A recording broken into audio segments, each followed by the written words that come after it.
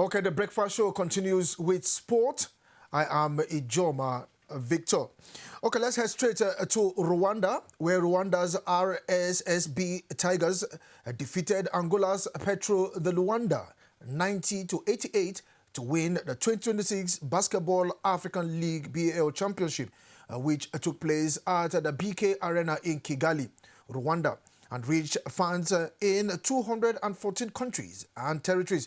Now, the Tigers are the first team from Rwanda to win the BAL Championship. The 2026 BAL season set records across attendance, social media engagement, and partner support. More than 110,000 fans attended the BAL games this season, including record attendance for other group phase games in South Africa and Morocco.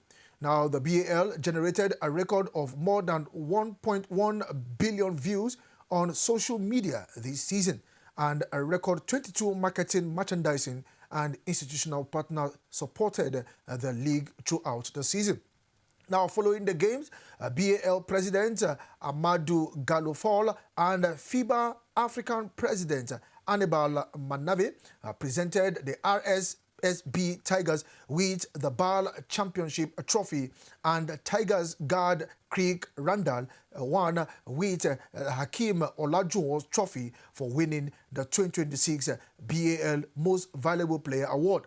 Now, Randall recorded a per games average of 36.1 points, 35 rebounds, and 4.4 assists during the season, setting a BAL record for most points in the game when he scored 54 points against Tanzania's Dar City on April 4.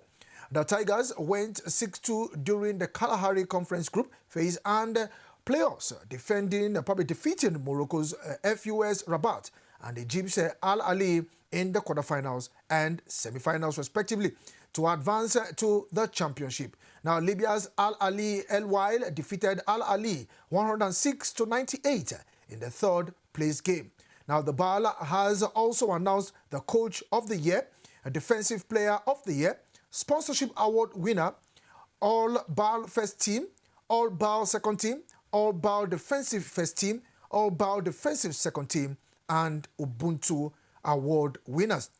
The voting panel varied from each award and comprised fans, coaches, team captains, media broadcasters, and scouts. Now we head straight to Warsaw, where Super Eagles were denied a valuable victory on Wednesday night after conceding a stoppage-time equaliser in a dramatic 2-0 draw against Poland in the international friendly in Warsaw. Now, a stunning 95th minute strike rescued a draw for the host and denied Nigeria what would have been an impressive away victory over the European side. Head coach Eric Chell named a strong starting 11, handing a debut to Abdullahi Bewini alongside Igor Ogbu, Emmanuel Fernandez, and Bruno Onyemechi in defense. Maduka Okoye started the goal while Wilfred Ndidi, Tochukwu Nadi, and Frank Onyeka anchored the midfield. Ako Adams, Terry Murphy, and Moses Simon led the attack. Now, the result serves as another important stepping stone in the Super Eagles' preparation for upcoming international assignment with high-profile friendly against Portugal scheduled for the 10th of June. Now, let's go straight into Warsaw. If you missed that match yesterday, I take the time to catch up with us this morning. Yellow for Sish. Nigeria away then.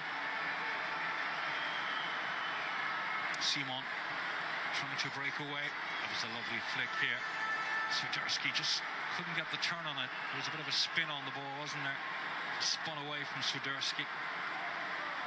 And his foot stood on as well for his troubles.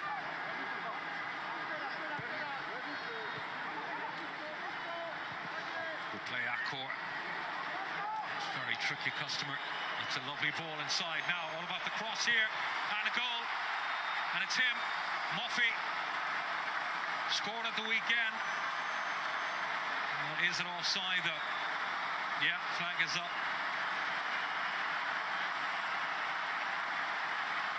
did really well here. That's pretty tight, isn't it? Murphy wasn't offside. The flag was up for the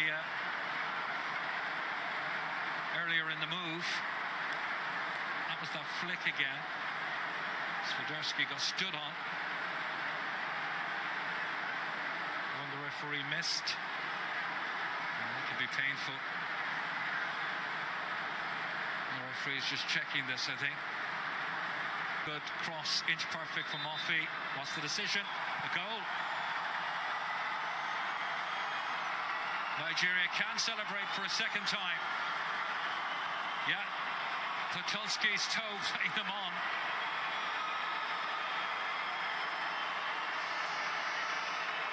And there is the finish from Murphy. Simon with the cross. First time pass away for Zaluski. Now he's got two to aim for at the moment. One of them is Kaminski. And a shot coming in straight at the goalkeeper. It was Zielinski's effort.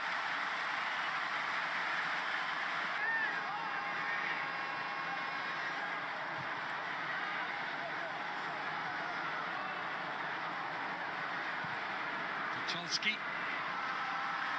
Zaluski. Operating again down that left side.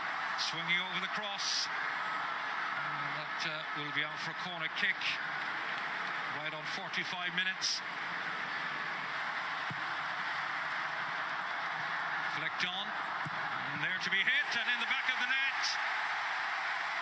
And it's the left back. And his second cap for his country. Cross coming in. And he was there just to flick it past the goalkeeper. Took it well, the defender. Poland back in business.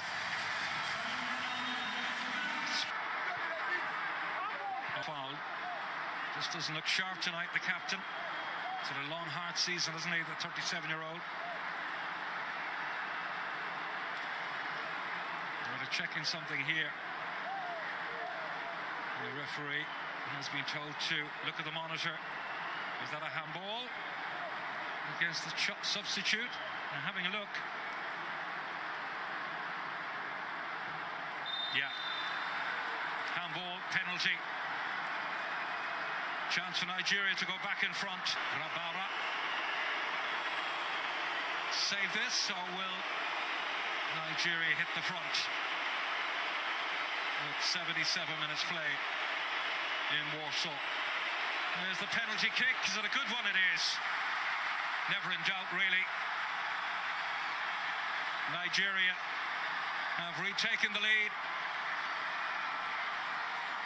Really good spot kick. And Rabaro could do. And how about this? Right down the middle. Goalkeeper. And that's brought the crowd to their feet here in Warsaw. What a strike. An absolute peach. Okay, that game ended 2-2. Now, if you look at that game for the Super Eagles, they conceded late in the first half. That was how the Polish team equalized. And they also conceded again late in the second half. So is it that towards the end of the game, the players lose concentration and not trying to, manage what they have towards before entering the other half, or probably calling the game to an end? So these are the things I feel that the technical crew need to, look at, because it's really a must that we must try to avoid all these late goals, especially in the game. Now, the goal was scored late in the first half, and they equalized also late in the second half. Now, also in the game, the VAR was very active. Yes, we saw what the referees they did. They made sure that they looked at the VAR. But when the striker of the Polish team was stamped on, I didn't know why there was no call there. Yes, to me, that should have been a penalty for the Polish team. But I think the VAR referee waved that aside. Then the handball, yes, it was the Polish team who actually brought his hand out, and that one also went in favor of the Super Eagles. And for Paul Onuachu, scoring that penalty, that to me was, a really bad penalty, because as a penalty taker, you should be aiming to look at, the end of the post. Yes, you should be looking at the end of the post and not putting it close to the goalkeeper. If not for how smart that penalty was, the goalkeeper would have parried that one, because it was almost getting towards the goalkeeper. He actually put it at the center instead of putting it at the extreme. The extreme can be on top, it can be below, both left and right. But looking at it's so far so good. I think it's also a good game for the Super Eagles against an European team. They are ranked about 35 or 36 in the world. Talking about Poland, and Nigeria is also, ranked 24 or 25, 6 thereabout in the world rank. Yes, Nigeria is ranked 26 and Poland is ranked 35 in the world. So when it comes to FIFA ranking, we are better than the Polish team. And we gave it all. It should have been a sweet victory for Nigeria if we had held our own high. And many people were blaming Maduka Okoye for that goal that is scored. Now, goalkeeper see balls from different angles. The way that player played that ball, I think there was a spin from there. Now, Eric Chell also used a 4-4-2 formation. Yes, Eric Chell used the 4-4-2 formation. And the Polish coach used a 3-4-3 formation. So that is how it is with that one. Now, let's look at the player ranking in that particular one. Looking at the player ranking, Maduka Okoye was ranked 7 over 10. I think it's fair enough standing between. We saw some beautiful saves from Maduka Okoye. Now, a guy who made his debut yesterday, Abdullahi Biwini, yes, he had 7 over 10. It was also a good one for him. There was Bruno Mechi, 5 over 10. Emmanuel Fernandez, 5 over 10. Igor Ogbu, 5 over 10. Wilfred Ndidi, yes, in the midfield, 7 over 10. Tochukwu Nadi, 6 over 10. Frank Onyeka, 6 over 10. Moses Simon, 6 over 10. Ako Adams, 5 over 10. And then we also have the likes of Terry Murphy, 7 over 10. Now, so far, so good. It has been an interesting one. Now, let's look at the Super Eagles. They've not lost any game in the last 12 matches. Is that a win or a draw? Now, we'll give you that visual of all the games Super Eagles has played right from December. As you can see on your screen, Nigeria played against Tanzania 2-1. That's in the AFCON, December. Nigeria defeated Tunisia 3-1. Nigeria defeated Uganda 3-1. Nigeria defeated Mozambique 4-0. Algeria, Nigeria defeated Algeria 2-0. Morocco and Nigeria, that's one of the semi-finals. That was a goalless draw. And also in the third place game of the AFCON, it was also a goalless draw against Egypt. Then Iran, in one of the friendly, lost to Nigeria 2-1. Nigeria played out a 2-2 draw against Jordan.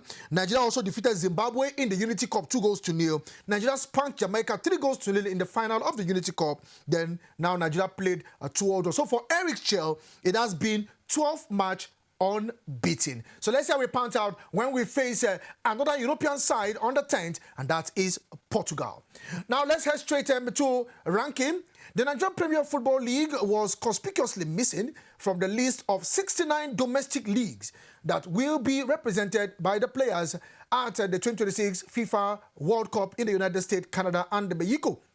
Now, according to FIFA's latest compilation ahead of the tournament, players selected for the World Cup squad are drawn from 69 different national leagues across the globe, highlighting the widespread representation of domestic competition at the Mundial. Now, leagues from East Africa, from Europe rather, Asia, Africa, North and South America, all produce players. But the tournament, but the Nigerian top flight failed to contribute any player to the final squad list announced by the participating country. Now, this development has once again raised concerns about the declining global visibility and competitiveness of the Nigerian domestic league, despite the country's rich football history and reputations for producing talented players. Now, most of the Nigerian players heading to the 2026 FIFA World Cup are based abroad, particularly in leagues across Europe, Middle East, and North Africa. Now, the expanded 48 teams World Cup will run from June 11 to July 19 across nations, United States, Mexico, and Canada. Now, still giving us World Cup update, the Federation Internationale de Football Association FIFA has announced that Nigerian music star David Adeleke, popularly known as Davido, will perform at the Los Angeles leg of the World Cup 2026 Countdown Concert Series, scheduled for Wednesday, June 10. Now, a statement issued by FIFA on Tuesday said the Los Angeles concert will feature Diplo Major Laza alongside Davido, with additional artists expected to be announced. Now, the event forms part of the first of its kind synchronized live concert series across host Canada, Mexico, and the United States as part of build-up activities for the tournament. Now, it added that the Los Angeles show will take place at the Crypto.com Arena, with doors opening at 5 p.m., while the live broadcast is expected to begin at 6 p.m. Now, the global football governing body explained that the concert will connect performances across the three host nations, with live acts also being streamed from Mexico City and Toronto in Canada.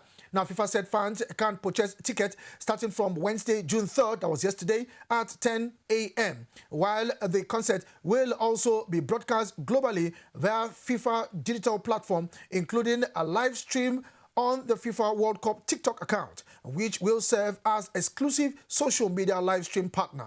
Now, the full contest, public concert, and behind-the-scene content will also be made available the following day on FIFA's video-on-demand platform, VMe Live. And Iran's World Cup squad will arrive early on Sunday in Mexico, where they will be based for the duration of the global football tournament, a team statement made on Wednesday. Now, Iran players who have been at the training camp in the southern Turkish resort of Antalya since May 18 are still waiting for their U.S. visas. Now, the 2026 World Cup, which is being jointly hosted by the United States, Canada, and Mexico, runs from June 11 to 19th of July. Iran's team, Meli, has been drawn in Group G and will play New Zealand and Belgium alongside in Los Angeles on June 15 and 21, followed by a game against Egypt in Seattle on June 26. On Monday evening, Iran's Football Federation chief, Mahdi Taj, said the players were expected to get their visas for Mexico either on Tuesday or Wednesday, and then a U.S. visa will be issued quickly. It was not immediately cleared whether or not they have received them. Now, Taj also said the team would fly to Mexico via Spain. Ahead of their departure on Saturday, Iran will play a final friendly game against the Eagles of Mali in Antalya on Thursday, which is today, and beating Gambia 3-1 on May 29. And this is the size of the package this morning. You can join me again same time tomorrow, 8:30, where we bring you all the latest coming from the world of sport. I am Ijoma Victor. Do you have yourself a beautiful day ahead? Good morning.